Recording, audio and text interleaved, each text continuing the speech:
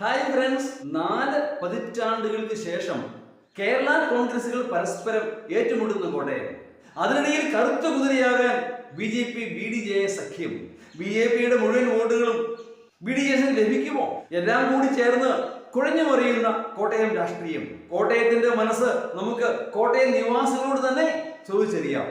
ഇത്തവണ കോട്ടയം ആര് ജയിക്കുമെന്നാണ് താങ്കൾ കരുതുന്നത്? ഈ തവണത്തെ ഇലക്ഷൻ ആര് ജയിക്കുമെന്ന് ആർക്കും പറയാൻ പറ്റുകയില്ല.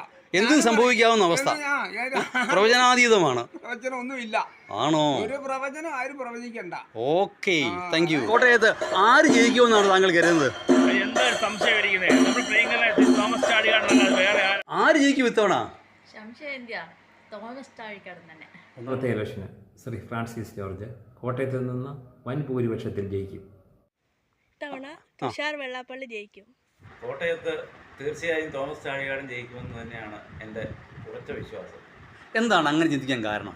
കാരണം അദ്ദേഹം കോട്ടയത്ത് വളരെ സ്വീകാര്യനാണ്. പക്ഷേ കോട്ടയം പൊതുവെ UDF കോട്ടയം എന്നാണല്ലോ പറഞ്ഞ് കേൾക്കാറ്. അത് കേരള കോൺഗ്രസും UDFിൽ ഉണ്ടായിരുന്ന കാലത്തെ അവസ്ഥയാണ്. ഇപ്പോൾ സാഹചര്യങ്ങളെല്ലാം മാറി. കേരള കോൺഗ്രസും UDF വിട്ടു LDFിൻ്റെ ഭാഗമായിരിക്കുകയാണ്. അത്തരമൊരു സാഹചര്യത്തിൽ ഈ പ്രസ്താവനയ്ക്ക് യാതൊരു പ്രസക്തിയുമില്ല.